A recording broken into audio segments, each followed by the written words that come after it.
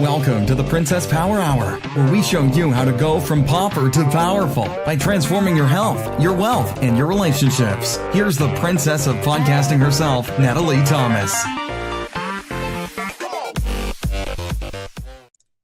Hello, everybody, and welcome. Thank you so much for joining us today. We have a great guest, as always, and I have Tim C. Starr, and we are going to be talking about how your comfort zone is keeping you unhappy.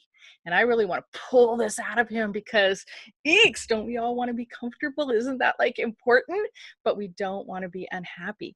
So before I tell you about Tim, let me quickly tell you about my lipstick. It is Be Ruby is the color today. You are supposed to be able to get that over on lipstickkissesandlove.com. And Tim, you probably haven't seen this, so I'm going to show you what makes this lipstick so seriously cool. Okay, I'm kissing my hand and there is nothing, and I am smudging my face and there is nothing. Isn't that like the greatest?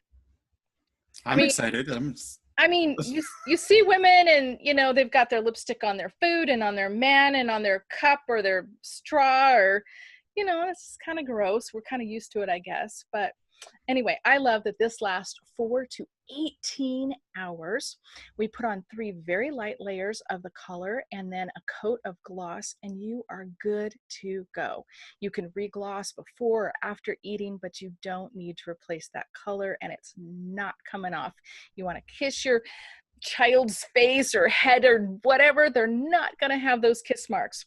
So check it out after the show, but now let's talk about Tim.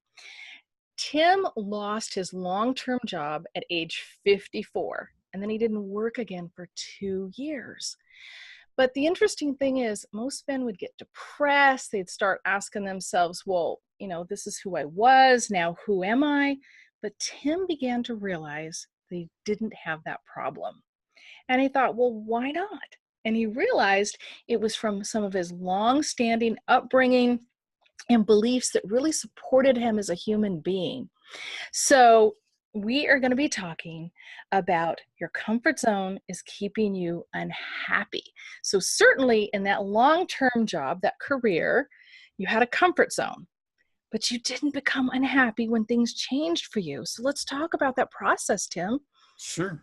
Well, first of all, thank you for having me. This is going to be fun, I know already. My pleasure, and welcome. I'm going to have to go around and buy some lipstick when we're done. And Tim is a podcaster. If you can get on my website, we have been having trouble with that one. So folks, you can email me. I can mail you a catalog if you want colors, but somehow the website is a little finicky right now. But yeah, Tim, go ahead. So, all right. Well, yeah, like you said, what happened was I was doing computer support work and for 20 plus years. And the whole time I worked as a contractor. Okay. So for anybody who may not know how that operates, you're basically employed by a staffing agency. You do your work for somebody else and you're paid by the staffing agency. And in this case, I was on one job for almost just about 15 years. Wow. And I got a phone call and the rep on the other end said to tell you today's your last day, go home. And that was it. And so I packed up my stuff and went home. My wife was actually unemployed at the time, so that made life a little bit interesting. I literally just had electricity in my body, and my heart just dropped, the feeling that would have. It would be what did I do? What happened? Yeah, it was unexpected, but it was not out of character for the company. Okay. So you've seen this over the 15 years. They're not very good about how they treat employees and vendors. Wow. So I went home, and I hadn't really had much of a vacation, hadn't had a real vacation in quite a while, because when you work as a contractor, if you don't go to work one day, you don't get paid. Right, so right. Then to just keep going to work.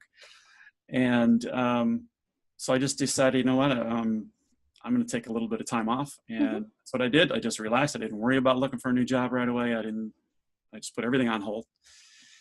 And I finished writing my first book. Really?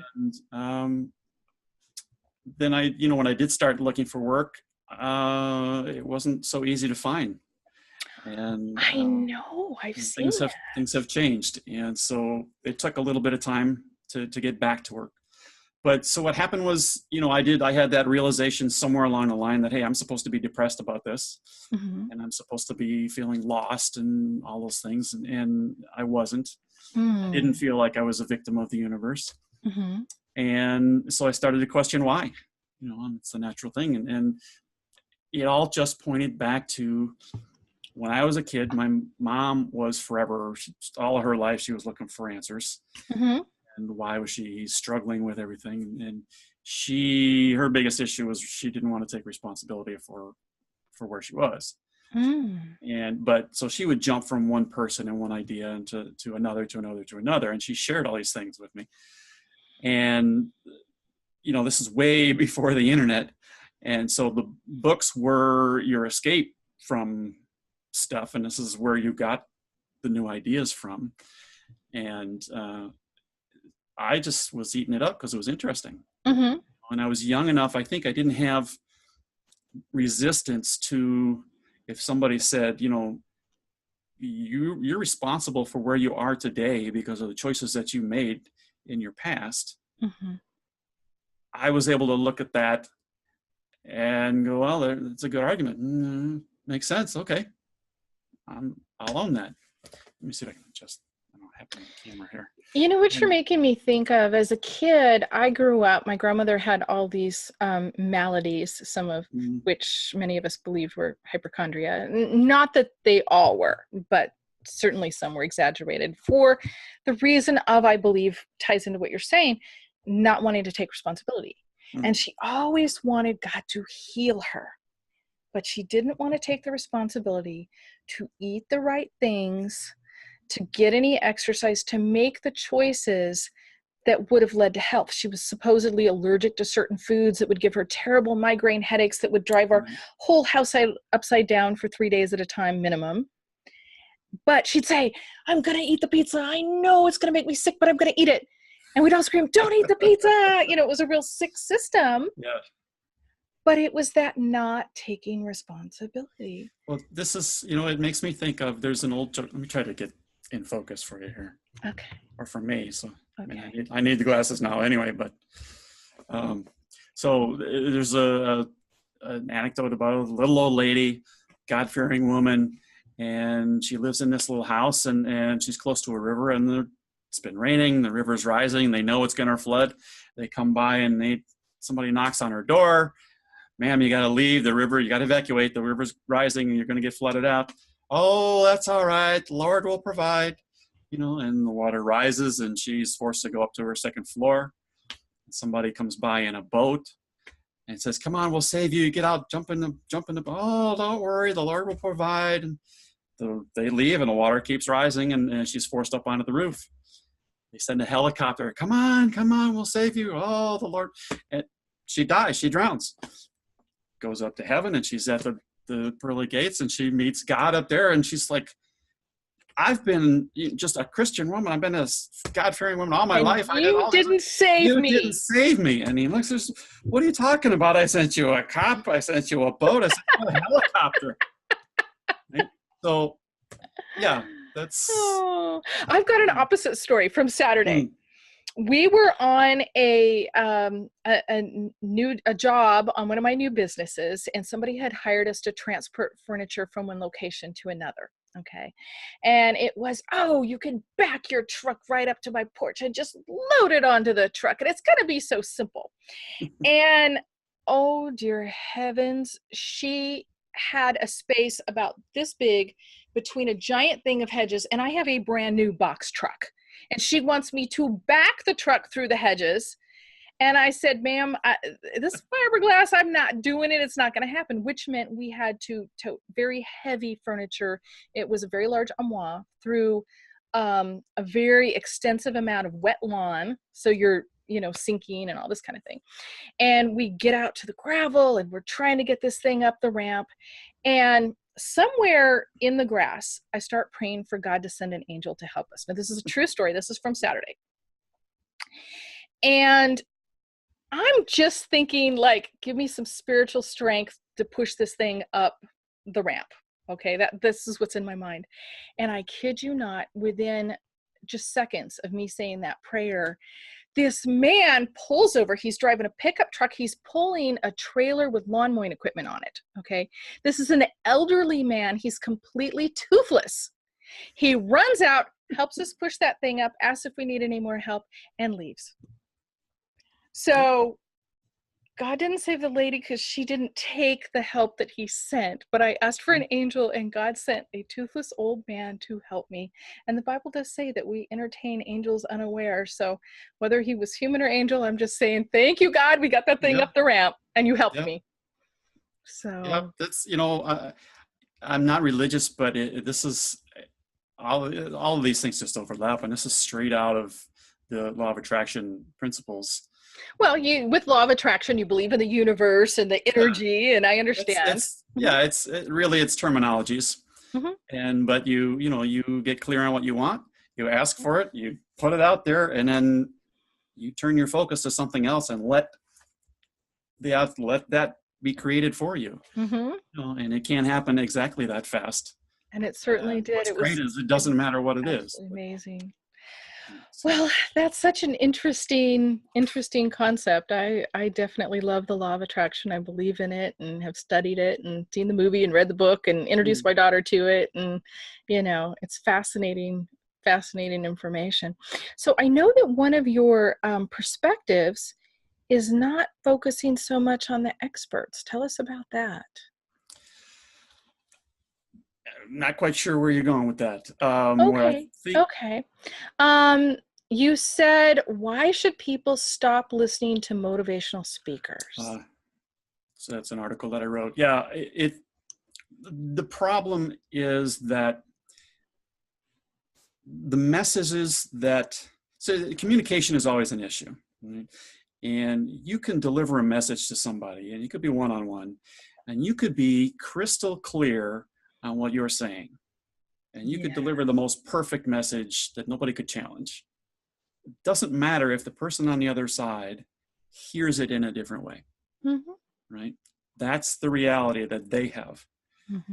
And so you go to seminars and whatever, you go to these presentations, and somebody gets up on the stage and says, they get people all charged up and they talk about changing the world. That's a big one.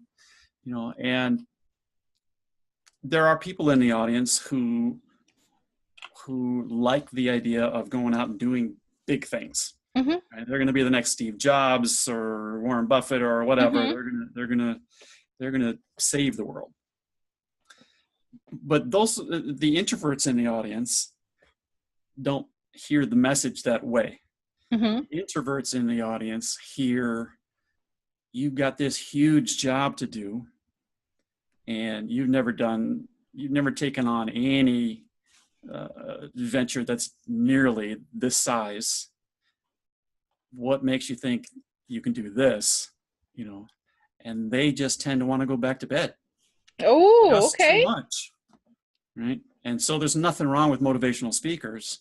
It's just that for so many people, the message that comes across is something that they can't take in.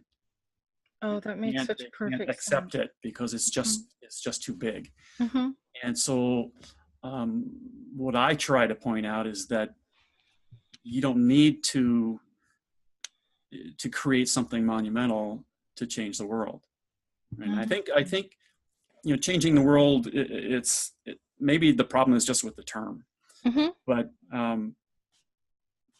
we all have this hardwired thing within us, I think, that we want to, and people will talk about it in different ways. Maybe it's you want to create legacy, or you want to be remembered for something, or you just, you want to make a difference. Yes. And it's the same kind of thing. I think it's related to going to see a great movie and you come out and you just can't wait to tell your friends, oh, you got to go see this. You want to share this.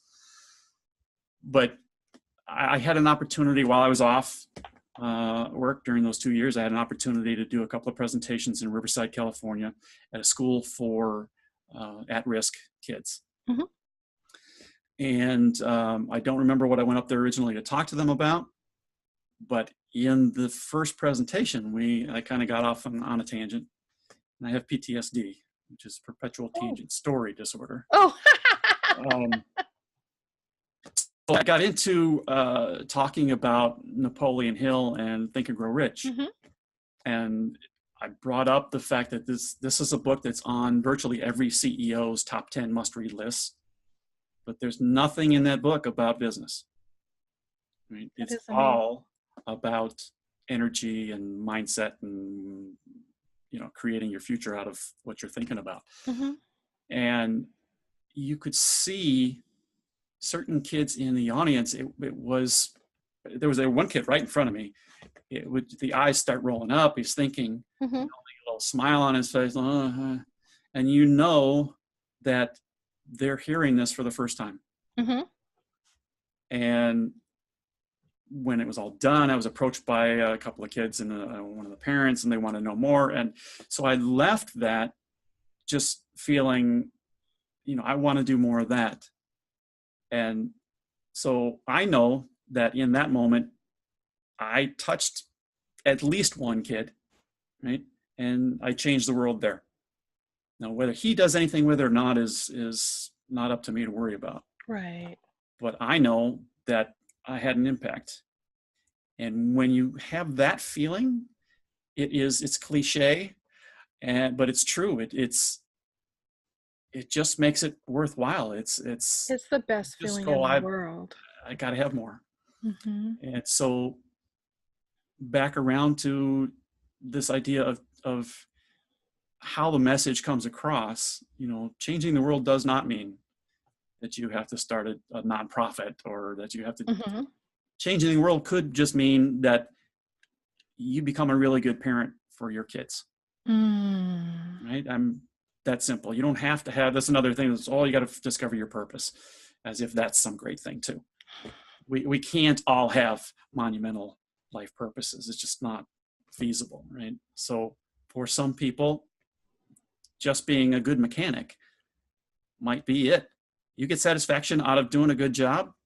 That's it. That's good enough. You don't have I've to had worry mechanics about that made my day, you know, by doing the right thing, by telling me that it only needed this when I thought it needed something else. You know, I went 3 years without air conditioning in my office because it was a leased building. And we had multiple people out to repair it, spent hundreds and hundreds and hundreds of dollars. Nobody could repair it. The owners told us we were going to have to buy the new system for $15,000. And when we were moving out, I reminded them that the air condition didn't work. They called somebody out and found out that the battery in our thermostat needed to be replaced. You can laugh, but it's really, yeah, my employees didn't appreciate that after 3 years of no air conditioning. You know what I'm getting you for Christmas is a AAA battery. Here you go. Yeah. But there it was, right in front of us the whole time. Yeah. You know, had I found that guy 3 years before, that would have made my day. Well, it's interesting because doing computer support work, I had to try to keep in mind that to look for the easy stuff first. Because somebody will tell you, oh, my computer doesn't work. This isn't happening. This doesn't work. This is the problem.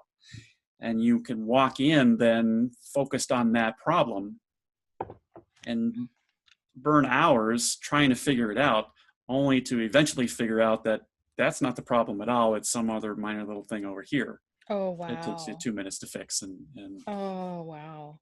That's powerful, actually. Wow. Yeah. So let's talk about your comfort zone keeping us unhappy. What can we do to be willing to step outside of our comfort zone for the sake of happiness? So let's sort of do a foundational. I make a foundational statement first. And this is you and I before we got started here. I mentioned this. My perspective is that really the only thing that we want out of life, whether we realize it or we don't, is we want to be a little happier today than we were yesterday, and we want to be a little happier tomorrow than we are today. And we just want to continue that cycle. And that is the reason that we take the actions that we do. And those actions are based on thoughts, whether they're conscious or otherwise. And those thoughts may or may not be logical. Right? Mhm. That's another discussion. But the reason that we do anything is to be happier. So the reason we stay inside of our comfort zones is because it's fear, right? We've got the lizard mind that's built in that says any change in how we operate means we're going to die. Right? Oh, I hate change. Like new cell phone, new computer. I Absolutely. instinctively know from all my years of doing these things that if I get a new one, something old is not going to work. And it's going to take me a while to learn the new stuff, and that's going to slow me down. And I don't like to slow down, so I will limp along with something that isn't working well, avoiding that painful change into something new because Based on that, let me tell you a story. Okay. Or an anecdote. There's a traveling salesman. He's selling farm insurance. And he's driving through the countryside. He finds a farmhouse. He drives up the long drive up to the building, gets out and walks up the steps to the porch. And there's this hound dog laying on the porch. And the dog just kind of looks up and moans at him a little bit. But, he's not aggressive. And so the guy's not worried. He knocks on the door. And the farmer happens to be at home. And so he answers the door. The guy tells him what he's there for. Farmer says, I've been thinking about getting me some of that. Let's you and I have us a talk. And so they spend the next half hour, 40 minutes, an hour sitting on the porch, drinking lemonade and talking. And every once in a while, the dog moans. And it becomes distracting and annoying. And the salesman eventually asks the farmer, he says, he sounds like he's in pain. Is he all right? And the farmer says, he's just laying on a nail. And the guy said, well, why doesn't he get up and move? Farmer said, it don't hurt him enough yet. How many hound dogs do we have at the audience, right? Yeah. We all do that. We lay on the nail until we can't do it anymore. And the known pain quantity is somehow safer than the unknown potential of relief or pleasure, whatever it is. And so the comfort zone thing, this is another one of these messages that I have an issue with, where you hear, or the message is you got to get outside your comfort zone if you want things to change. So two things. Number one, it's true. Right? If this is the definition of insanity, doing the same thing over and over and expecting something else to happen. But if you want something in your life to change, you've got to do something different, which means getting outside of the comfort zone. But what it doesn't mean, and I have seen people say, you've got to get comfortable with being really uncomfortable. Mm-hmm. Right? You don't. Okay. Reality is, I like to look at it like this. Your living room is your comfort zone, right? Or your comfort zone is your living room. Okay. To get outside of that, it only takes opening the front door and stepping 1 foot outside. You are outside of your comfort zone. You're in a new environment. And I'm here to tell you that moving from here to here is enough to change your life. It changed mine about a year ago. Really? And it doesn't have to be it doesn't have to be changing the world. It's just, you can still be within sight, within arm's reach of your comfort zone. You can still run back if it doesn't work. You don't have to get in your car and drive away. I love that. And so I'll try to tell this real quickly. What happened to me was just about a year ago, I was on a mailing list for a guy who was going to put on a podcasting event. Mm-hmm. And it was a 3-day event. And he put out an email to his list saying, hey, I'm giving away a few, what he was calling scholarships to this event. And just write back and tell me why you're a fit. Mm-hmm. And so I followed the link to the promo page for the things. Yeah, and there's a bullet points for who's this for. Yeah, I could check off at least 3 out of 5. And all right, so I went back, sent him an email. A few hours later, I got a message back saying, thank you for your response. Mm-hmm. I don't think you're a good fit for this. And Really? yeah, and I said, well, okay, I tried. He said no. That's that. My usual polite, Mhm. response. And Acceptance, yeah. but then something in the back of my head said, well, wait a minute, you sent the email because you thought you were a fit. Mhm. And so I went back and I looked, and yeah, I'm still a fit for this. So Mhm. now I got annoyed. I got mad a little bit, and I went back, I sent him another email. And I said, according to your webpage, Mhm. here's why I'm a fit, and I got a little more detailed about why I was a fit for this thing. In Mhm. 47 minutes, I got a reply that I knew was from him Mhm. saying, I'd love to have you, come on in. So my first response was, yay, I get to go Yeah. for free. And immediately followed by, oh crap, now I have to show up. Right?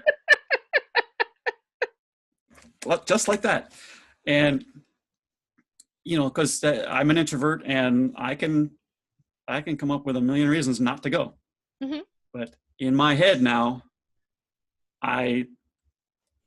my thought was this guy's expecting me personally Mhm. to be there. Mhm. So now I have to show up. And then there was something else that came up in my head and said,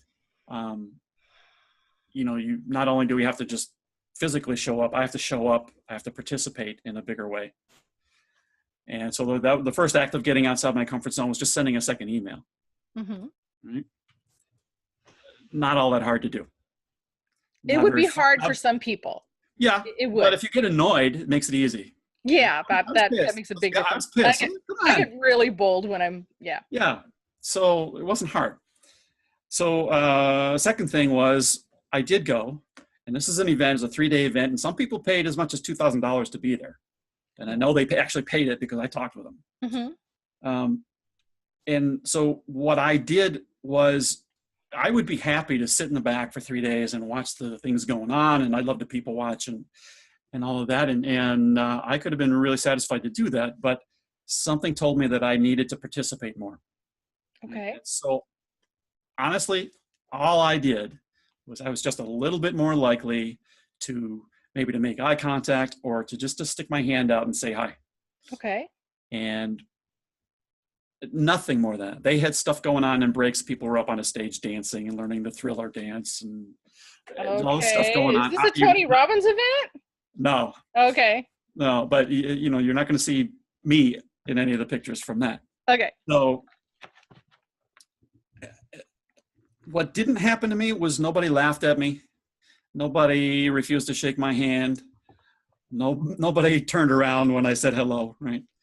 What did happen was I made a ton of new contacts, some of whom have become friends. Some have been on my podcast. Some I've been on their podcast. Mm-hmm. Mm-hmm. Some have amazing connections, and they have started sending people in my direction. And so there's all of these lessons that came out of this thing for me. But the big thing back around to the comfort zone thing was I didn't do much. And my world today is I'm doing very different things, and I'm traveling in a very different direction than I was 11 Because months of ago. that step. Yeah. That is incredible. Well, Tim, I we're was going to just take, right outside that front door. So. oh, I love that. We're going to take a super quick commercial break, and we're going to be right back.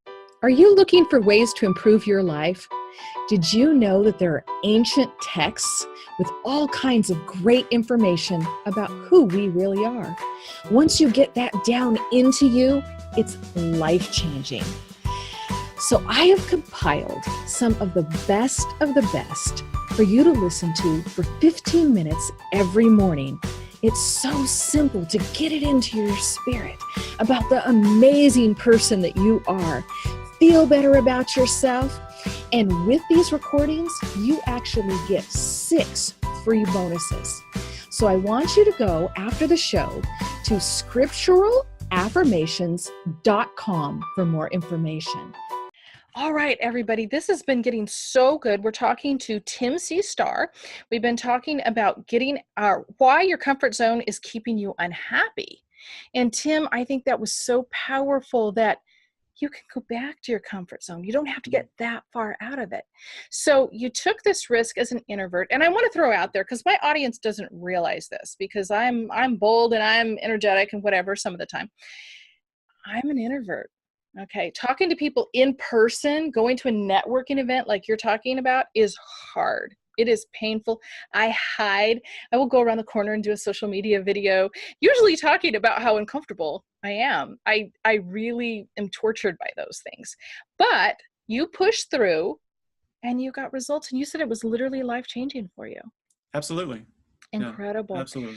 Tim, I'm sorry, we've got to wrap up pretty quickly here, Okay. but I want you to tell everybody about your books and about your website and about your podcast and how they can find you. And you said you wanted to wrap up quickly.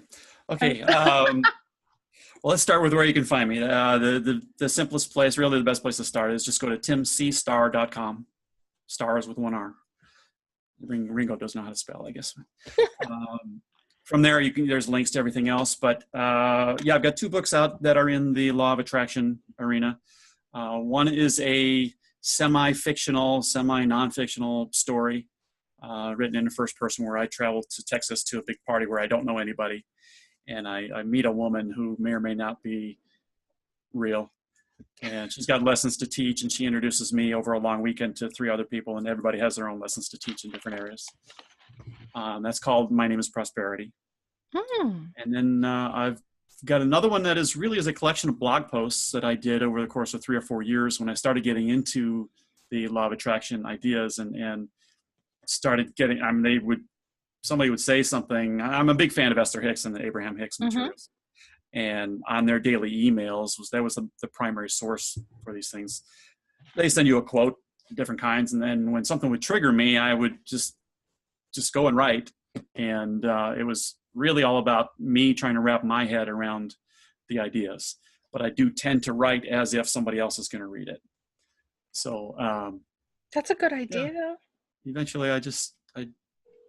that dried up and it sat for a long time, and I just turned it into a book. So I like going back through it occasionally and thumbing through and pulling something out, because there's ideas in there that I had forgotten I had written about, and I still think they're interesting.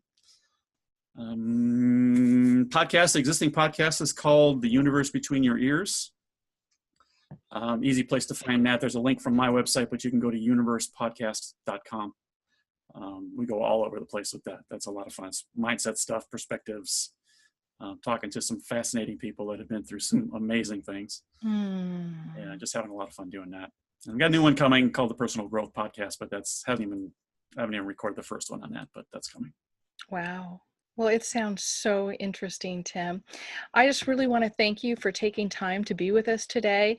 And everybody, if you don't go straight to Tim's website or you didn't catch it, it will be listed on our webpage at www.princesspower.com. We want to thank you for joining us today. And if you liked what you heard, please be sure to like, share, and comment, because all of those things help us in the search engine ranking. So we thank you for joining us today, Tim, and our audience, and wish everybody well till we see you again. Thank you, Tim. Thank you. Bye-bye. Thanks so much for listening to the Princess Power Hour with Natalie Thomas. For more great content and to stay up to date, visit princesspower.com or on Instagram, Pinterest, Facebook, and Twitter at PP Princess Power. Until next time, work smarter, not harder. Have a question for your host of Princess Power Hour, Natalie Thomas? Contact us at www.princesspower.com or tweet us at PP Princess Power.